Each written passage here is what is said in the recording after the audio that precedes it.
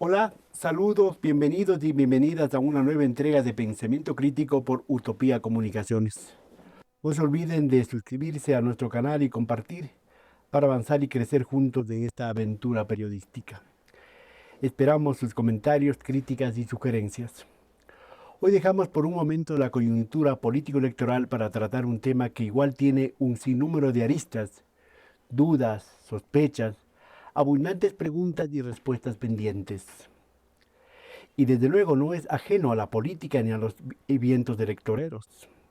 Me refiero especialmente al Consejo Nacional de la Judicatura, órgano de gobierno, administración y disciplina de la función judicial, uno de los 5 poderes o funciones del Estado ecuatoriano.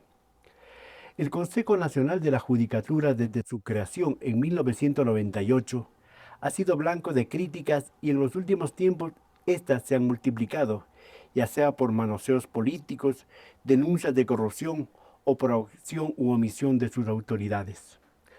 Para conocer desde adentro la situación del Consejo Nacional de la Judicatura, está con nosotros la doctora Solanda Goyes, vocal de esta entidad. Doctor Goyes, gracias por venir a Pensamiento Crítico de Utopía Comunicaciones. Para comenzar, denuncias de interferencia, amenazas, presiones e intentos de direccionamiento a fallos judiciales, concretamente el caso de la doctora Nubia Vera, jueza de la Unidad Judicial de la Familia de Quito, quien conoció y resolvió la acción de protección en favor de la vicepresidenta Verónica Abad. Este escándalo, doctora Goyes, no involucra al Pleno del Consejo Nacional de la Judicatura, pero sí a su titular, el doctor Mario Godoy. ¿Cómo está manejando este tema el Consejo Nacional, la doctora Goyes, y qué podemos decirle? Porque hubo un pronunciamiento de un comunicado, ¿verdad? Que no firmó la doctora Yolanda Yupanqui. ¿Qué tiene que decir usted al respecto de las denuncias en contra del doctor Mario Godoy? Bueno, sí, efectivamente hay que hacer una diferenciación entre lo que es la actuación del Pleno del Consejo de la Judicatura y la de la Presidencia, y la persona sobre quien recayó esta denuncia sobre el presidente. Por lo tanto, en términos de las graves acusaciones que existen, es a él a quien le toca responder. Y de hecho, ya existe una petición de juicio político en la Asamblea Nacional y también una investigación en el ámbito penal que ha sido abierta por la Fiscalía General del Estado. Por lo tanto, allí ya se tiene dos procesos pendientes. Pero lo que hay que diferenciar es que esto afecta a la institución. Es decir, no se requiere demostrar que sea culpable de que hizo o no hizo tal acción, sino de que en función judicial es necesario que quien lidera el organismo, quien preside el organismo, esté libre de Que no haya toda tacha. sospechas. Exacto. Entonces, este hecho sembró la duda sobre la actuación de quien ahora preside el Consejo y eso afecta a la institución. De hecho, ¿qué es lo que se tiene como resultado? Un debilitamiento, una falta de credibilidad, una falta de legitimación del funcionamiento del organismo. Organismo, además, que como usted bien lo dice desde hace muchos años, viene con serios cuestionamientos por las actuaciones que en diversos momentos han tenido sus presidentes y algunos de sus integrantes, de tal manera que lo que se busca es que quien esté ocupando ese puesto no sea sujeto de estos cuestionamientos para que pueda conducir con legitimidad el Consejo. Ahora mismo tenemos en la cárcel al expresidente del Consejo, el doctor William Terán. Tenemos que salió ya en libertad, creo, otro consejero. Tenemos otra consejera ex consejeros, ¿no? Que también están con juicio. Ahora son, creo que, 4 suplentes, ¿verdad? Los que se principalizaron Ujú. de los originales. Eso afecta. ¿Usted qué le sugeriría, no sé si cabe el término, al doctor Godoy, que dé un pasito al costado para que pueda defenderse sin estar contaminando al Consejo de la Judicatura? A ver, primero quiero responder a este análisis sobre la composición del Consejo de la Judicatura, ¿no? Lo que estamos viviendo ahora es resultado de lo que ha sucedido en los últimos tiempos. Fíjese que en el año 2019, con el ánimo de tomar una definición sobre sobre aspectos cuestionados del pasado, en el 2019, el Consejo de Participación Ciudadana y Control Social, Trujillo, con el doctor conformado Trujillo. con el doctor Trujillo y otros consejeros, deciden la configuración de un nuevo Consejo de la Judicatura y allí se nombraron 5 titulares y 5 suplentes. De los 5 titulares, ninguno está ya en funciones, porque uno fue destituido por juicio político, 2 Renunciaron, ¿ah? han renunciado también y 2 de ellos han enfrentado un proceso penal o procesos penales donde ya tienen sentencia, pero adicionalmente hay otros procesos en curso. Y de los suplentes también hubieron renuncias, básicamente 4 de los suplentes renunciaron y de tal manera que frente a la crisis que empezó, que se desató, digamos, que se abrió con el caso Metástasis en el diciembre del año anterior, no, ya no del año anterior, del año tras anterior, el año 2023. Allí asumimos otros vocales que éramos los suplentes, ¿no?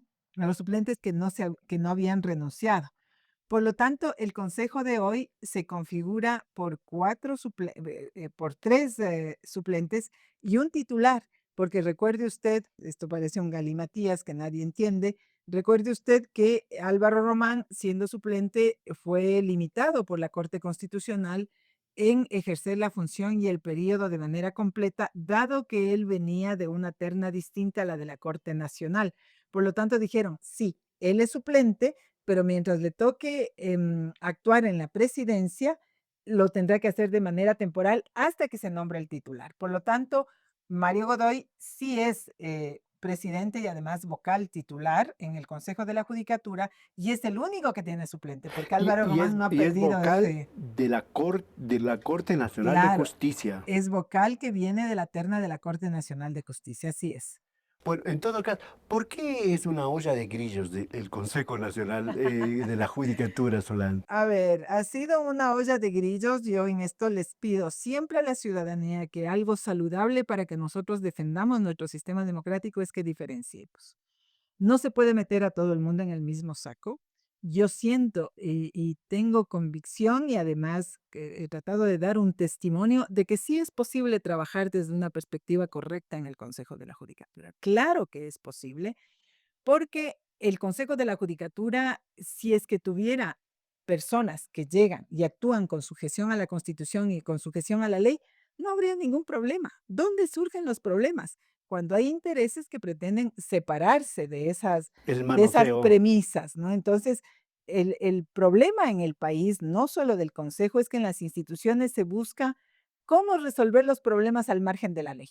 Al resolver los problemas al margen de la ley, alguien está cometiendo arbitrariedades y obviamente el que está del otro lado dice no, ahí se genera el conflicto.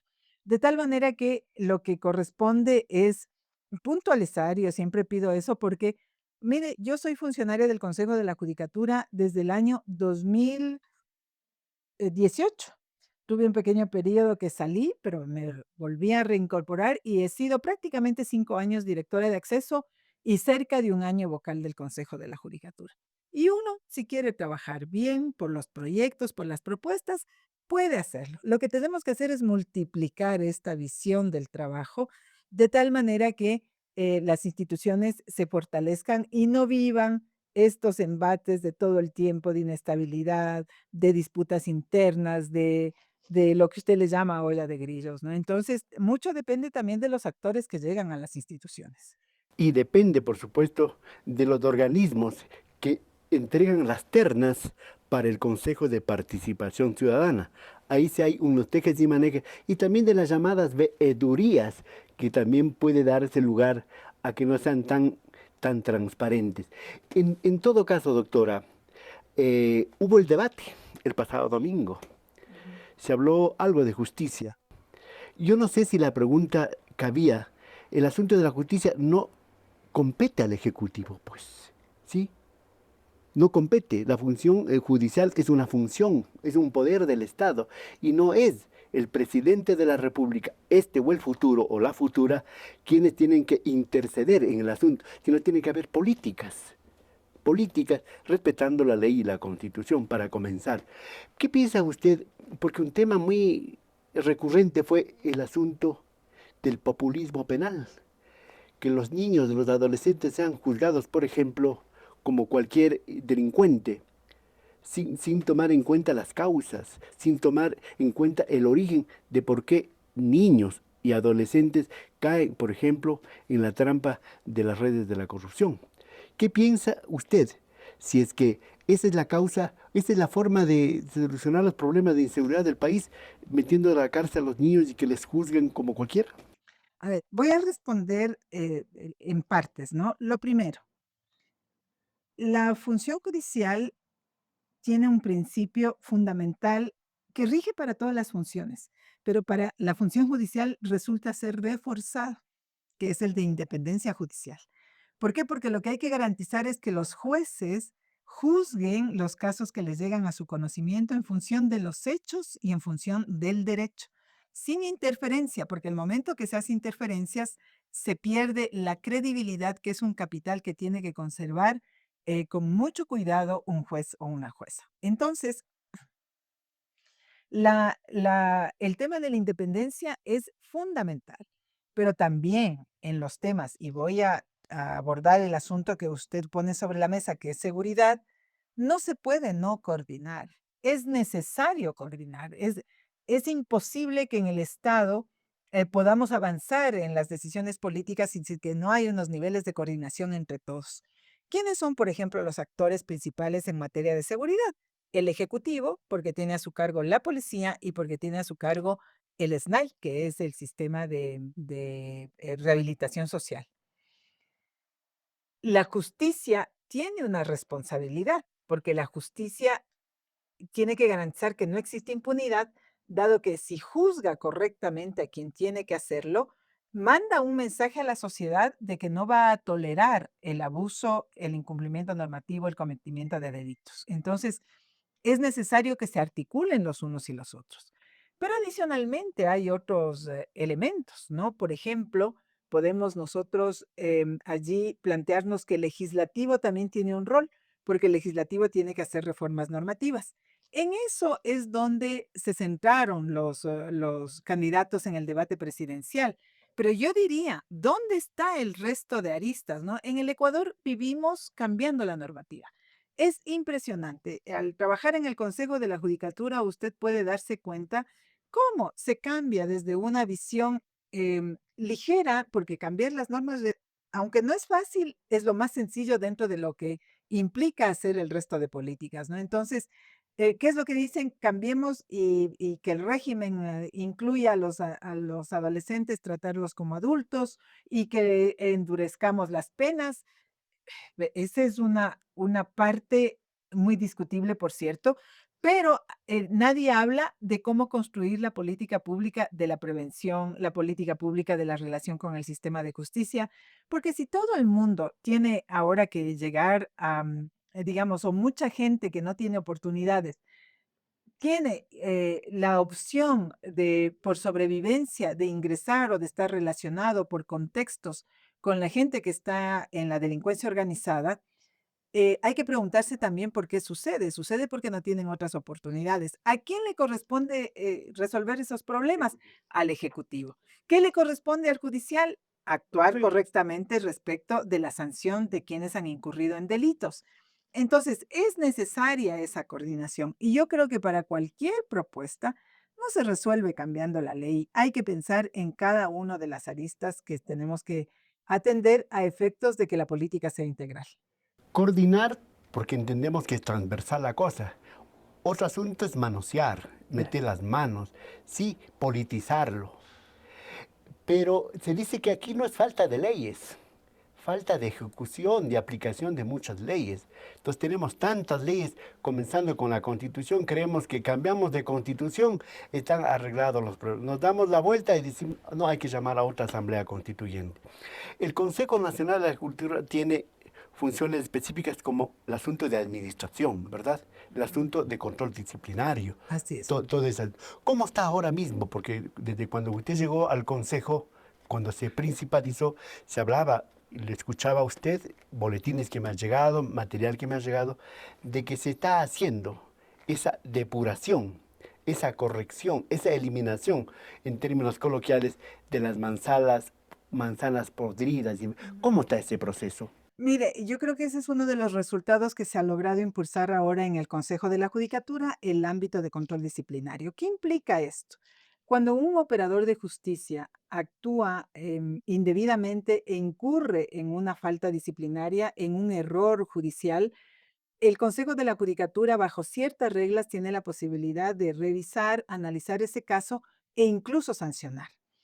Entonces, cuando yo me integro al Consejo de la Judicatura, recordarán ustedes, ¿no? En ese tiempo presidía Álvaro Román, eh, paralelamente suceden los hechos de casos metástasis purga plaga y todo el mundo decía, pero ¿cómo vamos a seguir con los jueces que estamos chequeando en los medios de comunicación y que todo el Ecuador nos hemos enterado que hacen este tipo de actos que no son regulares y que además es una interpretación que desde el sentido común la ciudadanía lo puede hacer. No necesita ser abogado ni gran jurista como para darse cuenta que es ilógico que el Estado ecuatoriano gaste una cantidad de recursos para hacer un proceso penal a alguien que está relacionado con bandas del narcotráfico, con el crimen organizado, se logra una sentencia condenatoria y después viene otro juez de algún cantón por allí cualquiera, Manglar Alto o Balsar o cualquier otro cantón, y termina el juez, no porque el cantón sea malo, sino porque actúan sin competencia, porque estando desde allá no tienen la posibilidad de cambiar sentencias dictadas por Corte Nacional de Justicia, y en unas decisiones totalmente absurdas, irregulares, que constituyen una falta disciplinaria, liberaban a gente sentenciada penalmente y que ya no debería haber sucedido eso, sino que tenían que pagar la pena. La ciudadanía, por sentido común, ha rechazado eso, ¿no? Imagínense, para el Consejo de la Judicatura eso era un tema complicadísimo y todavía había voces que decían no podemos hacer nada. Y es allí donde yo planteé y dije, claro que tenemos que hacer, no es cierto, ley tenemos, lo que tenemos que hacer es aplicarla. ¿Por qué nos da miedo aplicar la ley? Y en ese sentido, se han tomado decisiones y en este tiempo sí hemos contribuido a depurar la función judicial.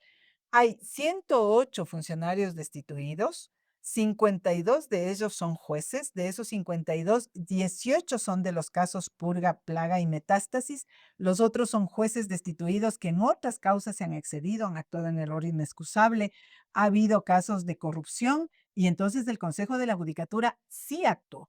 ¿Que es insuficiente? Es verdad, porque hay que seguir con este proceso y una línea rigurosa de un comportamiento para sancionar, ¿no? Entonces eso ya corresponde a implementar una política y desde afuera también se puede hacer chequeo del funcionamiento, porque los procesos de control disciplinario han sido también mal usados y han servido para lo que usted les llama el manoseo. Eso podría decir, puede caerse momentos en sesgos, puede haber Ha sesgos. habido sesgos, ¿no? Al menos en la actuación que yo defiendo, porque es de cada quien responde por lo que ha actuado.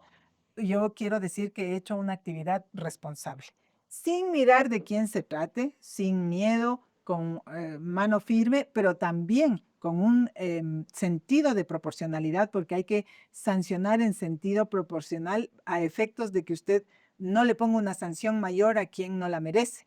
Tiene que ser sancionado con la máxima sanción quien cometió una falta gravísima, como lo que estamos hablando, a quienes han liberado líderes de bandas, líderes del crimen organizado, y teniendo sentencias o en mal uso de las garantías constitucionales, ellos son los que han cometido los errores gravísimos que hacen un daño a la función judicial con sus actuaciones.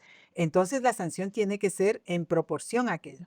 Quien comete una falta leve tiene que tener una sanción leve. Ese es el sentido de justicia con el que hay que actuar. Y de mi parte es así como he actuado, sin ningún sesgo.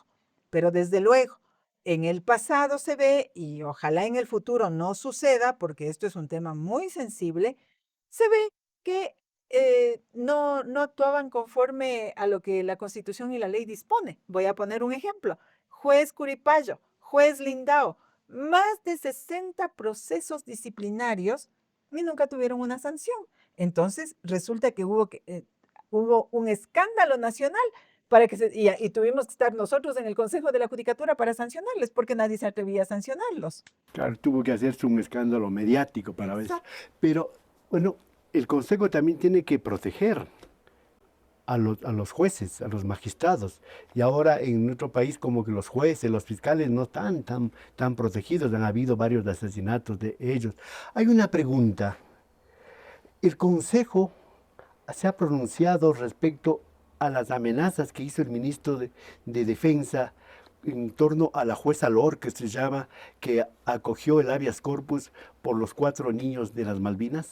¿Se ha pronunciado o no? En términos generales, el Consejo de la Judicatura no recuerdo que haya emitido un pronunciamiento al respecto de manera específica. Lo que puedo decir es que desde la vocalía que yo ejerzo hemos dicho en general que hay que respetar el principio de independencia y eso aplica a todos los casos. Casos de niñez, casos de violencia, casos de contenciosos administrativos, contenciosos tributarios, civiles, absolutamente todos los casos están revestidos por el principio de independencia de los jueces para que ellos puedan garantizar imparcialidad en el ¿Pero qué conocimiento. piensa usted de lo ¿Sí? que dijo el ministro?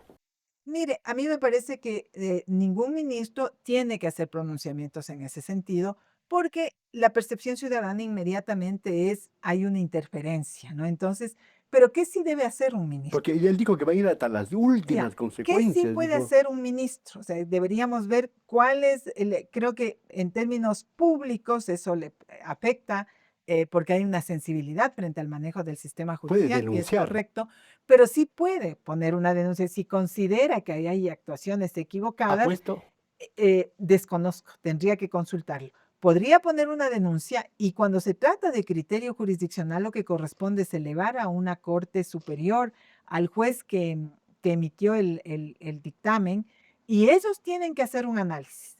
Hacen un análisis y dicen si aquí hubo un error o no hubo un error en el ámbito jurisdiccional, en el ámbito judicial, en la interpretación jurídica, y si es que encuentran que existe ese error, le mandan al Consejo de la Judicatura para que nosotros hagamos el proceso sumario. Ese es del procedimiento, Sí, ese es del protocolo. Pero el señor ministro en cadena triple A, rodeado de señores militares, expuso esa amenaza pública en contra de la jueza, en contra de los derechos humanos, de quienes son operadores de los derechos humanos. Bueno, vamos avanzando, doctora. Ahora mismo, yo creo que el 29 de este mes termina el periodo, los 6 años del actual Consejo Nacional de la Judicatura. Y a este paso significa que va a haber autoprórroga. ¿Cómo está la cosa? No sería novedad de la de autoprórroga, ¿verdad? sí, el Ecuador tiene unos serios problemas de cumplir sus periodos. Hemos tenido defensor público encargado por muchos años, Consejo Nacional Electoral prorrogado, Tribunal Contencioso Electoral prorrogado, superintendentes encargados, Contraloría encargada. Creo que se están superando poco a poco esto y hay algunas autoridades que ya han sido nombrados sus titulares y en buena hora porque eso tiene que ahora dar lugar a que las políticas desde cada institución se cumplan conforme dice la Constitución y la ley. Pero en el caso del Consejo de la Judicatura, los vocales que fueron nombrados para este periodo de 6 años fueron posesionados el 29 de enero del año 2019. 19. Entonces, este 29 de enero, o más bien 6 dicho, años. 28 a las 12 de la noche, se cumplen Ya mismito. ya mismo, que es la siguiente semana, se cumplen los 6 años. Lo que yo puedo decir es lo siguiente, ¿no? Aquí hay un tema de responsabilidad. Yo sé que las instituciones están muy golpeadas, que la gente casi le molesta, dice, hemos vivido un año sin corte, podemos hacerlo, podemos vivir sin asamblea, pero también hay del otro lado, efectivamente, temas que molestan a la ciudadanía, pero el tema del rescate institucional pasa también porque la institución exista. El Consejo de la Judicatura tiene la obligación de pagar salarios, tiene la obligación de pagar salarios de los más de 16,000 funcionarios que se tienen, perdón, no, Creo que nosotros pagamos salarios solamente de los que están en judicaturas, es más o menos. Pues eso hacía, antes decía la Corte Suprema de Justicia, pues antes. Claro, tuvimos un año, eso hacía la Corte, pero ahora lo hace el Consejo y yo creo que eso está correcto, no creo que sea indebido, porque el ámbito, creo que es un avance en la comprensión de las instituciones judiciales que se separe lo jurisdiccional de lo administrativo. Doctora Goy, ¿eso significa que ustedes se van a quedar un tiempito más hasta que se Yo no nombre? sé, no le puedo contestar eso. Creo que hay que hacer una conversación al respecto. No hemos conversado entre los vocales, el presidente no ha llamado a mirar qué es lo que va a pasar. Lo único que le hago conocer a la ciudadanía es lo siguiente: el Consejo de la Judicatura es quien paga salarios de jueces, secretarios, ayudantes judiciales, y eso tiene que tener un nivel de funcionamiento. En segundo lugar, el Consejo de la Judicatura tiene que conocer los procesos disciplinarios, y los procesos disciplinarios prescriben. Entonces, es riesgoso que haya casos que no se conozcan. Una línea debe estar apretando las Claro. manos de algunos. Entonces, es un tema que tiene que resolverse y hay que ver cómo se lo enfrenta. Doctora Goy, entre nos, ¿usted no estará por ahí en alguna terna que pueda mandar a algunos de los que envían las ternas del Consejo? Oiga, usted es bien enterado y sabe que no estoy. Porque al doctor Godoy se le cayó, pues, porque la Corte Nacional le envió ya la terna Ajá. con el juez Rodríguez a la cabeza Así al es. Consejo. El doctor Godoy estaba dentro de esa terna, creo que se cayó. Yo no conozco que haya estado dentro de la terna. Lo que se conoce es lo que dicen los medios de comunicación y bueno, no conozco, pues la decisión que ha tomado el presidente de la Corte Nacional de Justicia es poner 3 nombres diferentes a los vocales que están ahora, ¿no? Vamos avanzando por el tiempo. Bueno, mientras ustedes siguen en el Consejo, ¿qué pasa con ese concurso para renovar la Corte Nacional de Justicia, que desde el 2023, ¿verdad? Está y ahora mismo está suspendido, ustedes declaran nulos algunas gestiones. ¿Cómo está la cosa? Bueno, mire, en mi caso yo apoyé la nulidad total del concurso después de que se vivió el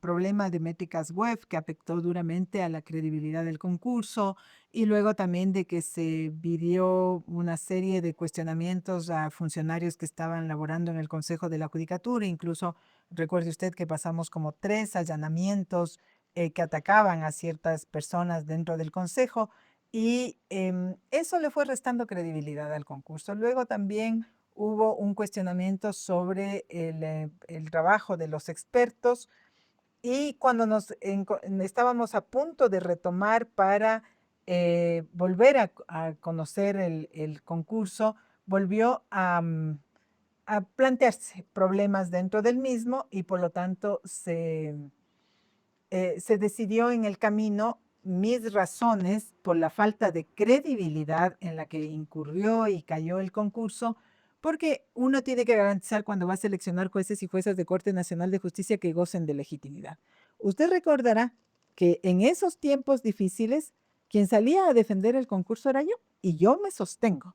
El concurso no ha sido nulitado ni ha sido dado de baja por falta de transparencia.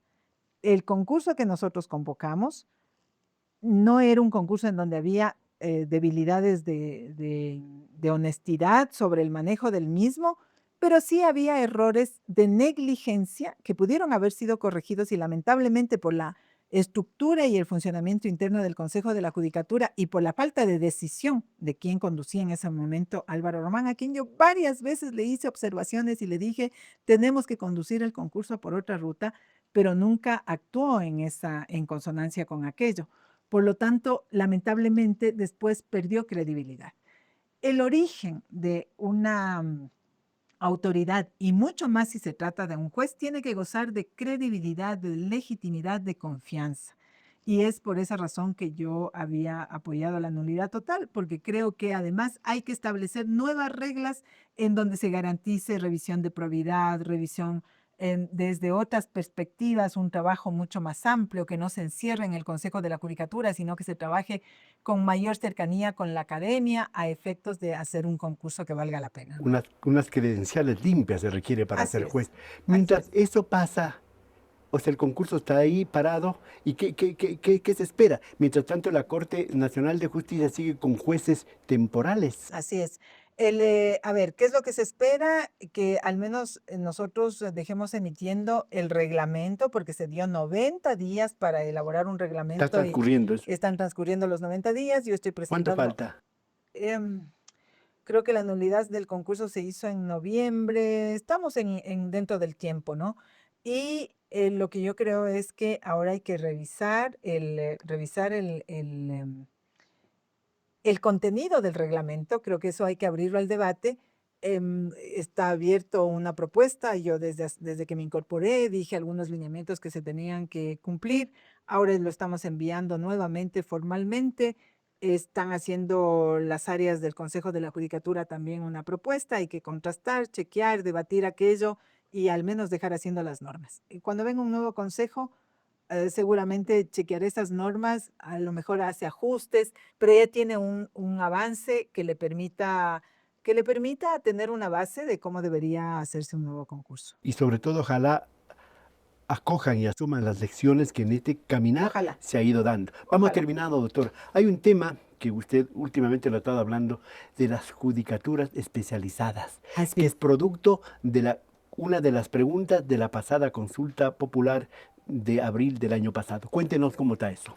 Sí, el 21 de abril del año 2024, el presidente de la República, luego de haber conseguido un dictamen favorable de la Corte Constitucional, nos convocaron, ¿no? Al referéndum y a la consulta popular en donde se consultó si estamos de acuerdo en implementar unidades de garantías judiciales especializadas en materia constitucional. Y la mayoría de ecuatorianos dijimos que sí. Por lo tanto, ese es un mandato y inicialmente se nos hizo una propuesta para crear 5 distritos a nivel nacional. Esos distritos, a mi manera de ver, eran insuficientes. Luego, raramente, en lugar de construir algo que estábamos haciendo con dimensionamientos a nivel nacional donde podrían estar las unidades, nos llega una propuesta con 2 distritos a nivel nacional que empeoraba las circunstancias, así que pasamos a hacer una propuesta con mucho más asequible para los ciudadanos, porque una de las garantías que tiene que dar el sistema de justicia es accesibilidad, acceso a la justicia, derribar barreras que impidan ese acceso. Cobertura de todo lo Claro, demás. por lo tanto, sí, las grandes distancias impiden el acceso a la justicia y por eso hay que tratar de distribuir territorialmente, Acercar la justicia a hacer la gente. correcto, pero también hay que considerar la eficiencia de los recursos, porque hay lugares en donde no amerita poner una unidad ni un solo juez, dado que la carga procesal histórica no nos permite tomar esa decisión.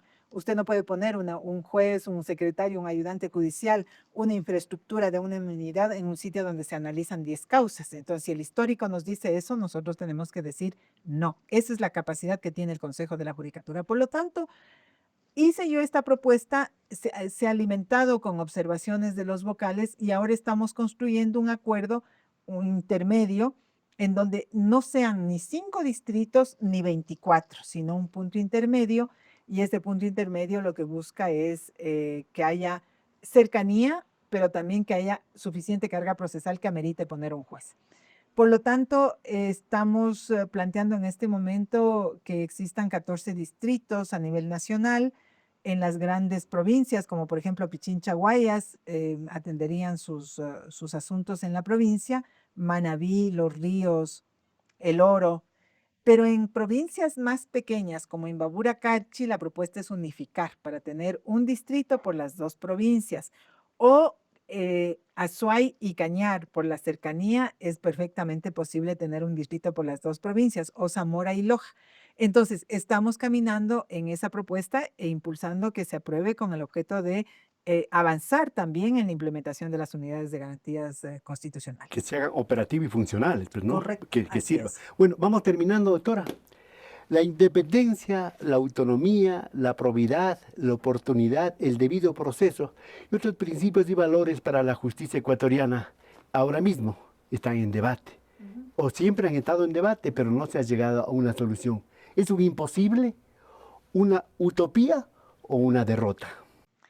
Yo creo que no es utopía, creo, bueno, primero Si lo planteamos como utopía, al menos mantengámoslo en ese nivel, porque eso es lo que siempre nos va a mover a Sin intentar detenernos. cambiar y mejorar, ¿no? Pero yo creo que sí es posible, no es tan utópico, creo que sí es real, pero depende de varios factores. Uno, de la voluntad política de quienes lleguen al Consejo de la Judicatura, porque mire que yo tuve muchas intenciones, pero si no tiene un acuerdo con los demás es bastante complicado. Entonces creo que lo primero es tener la posibilidad de hacer acuerdos, de tener voluntad política de hacerlo, porque si usted tiene una intención, pero el otro le impide, eso se convierte en una barrera. En el Ecuador nos hace falta esto, ¿no? Plantear proyectos y alrededor de los proyectos tejer los resultados. Entonces, me parece que es necesario generar ese, y que tiene que ser en el digamos, entre los actores más preponderantes del sistema judicial, que es la Fiscalía, la Defensoría Pública, la Corte Nacional de Justicia, el Consejo de la Judicatura. Hay que plantearse una agenda de cuáles son los objetivos hacia dónde se va a caminar y todo el mundo arrimar el hombro hacia allá. Luego, me parece que los principales actores ejecutores de esta política, pero aliados importantes sin los cuales no se puede hacer esto, son los más de 1.890 jueces que tenemos, ¿no? Tenemos cerca de 2.000 jueces. El número preciso es 1.891 al concorte a mediados del año anterior. Esos son clave, porque ellos son los que tienen la capacidad primero de tomar decisiones respecto de las causas que los usuarios ponen a su conocimiento y de la confianza y de la certeza con la que ellos trabajen. Depende el sostén principal que es la credibilidad en el sistema judicial. Entonces, ellos son actores fundamentales, pero también por otro lado, ellos, al ser una autoridad en la unidad judicial, tienen la posibilidad de organizar esta de tal manera que funcione bien. Así que el sistema judicial requiere de la colaboración, ¿no? No se trata de que solo el Consejo de la Judicatura haga, se trata cómo el Consejo hace y cómo los demás, cómo se irradia hacia los demás para lograr un buen comportamiento judicial. Entonces, ese es un objetivo que es muy posible cumplirlo. No es imposible, pero hay que tejerlo, ¿no? En 11 meses son insuficientes, hay que seguir bregando por aquello. En todo caso, los ecuatorianos, que según dicen somos 18 millones, estaremos pendientes y ojalá podamos asistir a la inauguración de la justicia que alguna vez se dijo y que no sea la justicia relativa que también alguna vez se dijo. Doctora Solana Goyes, vocal del Consejo Nacional de la Judicatura, ya conoce estas oficinas, esperamos, ya sea como vocal o como abogada o como defensora de derechos femeninos, de la mujer y todas esas instancias. Gracias por haber venido. Muchísimas gracias a ustedes. Y antes de cerrar, yo quiero destacar que hay un número importante de jueces y juezas que hacen una labor correcta, adecuada. Y para concluir la idea anterior, es con ese modelo que tenemos que expandir el funcionamiento del sistema judicial. Para decirles que no es imposible. Sí es posible, lo que hay que tener es voluntad, herramientas y trabajar. Y siempre a la orden, yo agradezco esta oportunidad que he tenido de participar como vocal del Consejo de la Judicatura. Creo que le dejamos propuestas importantes de debate para el país. Creo que hemos sentado algunos temas en la opinión pública que es importante, la probidad, un concurso con otros parámetros, que sí es posible medir esos elementos que a veces dicen, no, son subjetivos, no podemos hacerlo. Falso, en otros países se mide la probidad para nombrar autoridades, para nombrar jueces, por lo tanto sí es posible. Y adicionalmente, me parece que hemos dejado propuestas muy concretas, proyecto de reglamento para selección de jueces de Corte Nacional, proyecto de evaluación de jueces, proyecto de evaluación de funcionarios judiciales, nuevos procedimientos para la revisión de inhabilidades en los juzgadores y en otros operadores de justicia. Hemos trabajado en los temas de niñez y adolescencia, adolescentes infractores, en temas tecnológicos, estadísticos. Es un año, eso no se ve porque el resultado se quiere sobre los grandes ejes de la agenda, pero se ha hecho bastante y yo me voy satisfecha, creo que he cumplido con el país y pues agradecerle a todo el mundo, a los medios de comunicación, a los funcionarios del Consejo por haber permitido que esto sea así. ¿Usted se despide de mi programa o se despide del consejo? Me estoy despidiendo del Consejo, se acaba el periodo y trabajaré hasta el último día que corresponda, pero obviamente el Consejo está en un proceso de nombramiento de nuevas autoridades que llegarán pronto, ¿no? Muchas gracias. Quedan muchos temas pendientes, ¿verdad? El tiempo es muy corto para hablar de tantos temas, de tantas cosas que hay dentro de la justicia ecuatoriana. Doctora, reitero mi agradecimiento y a ustedes, amigos y amigas, gracias por estar con nosotros. Volveremos a seguir hablando de los temas más importantes y que más nos interesa a los ecuatorianos. Hasta pronto.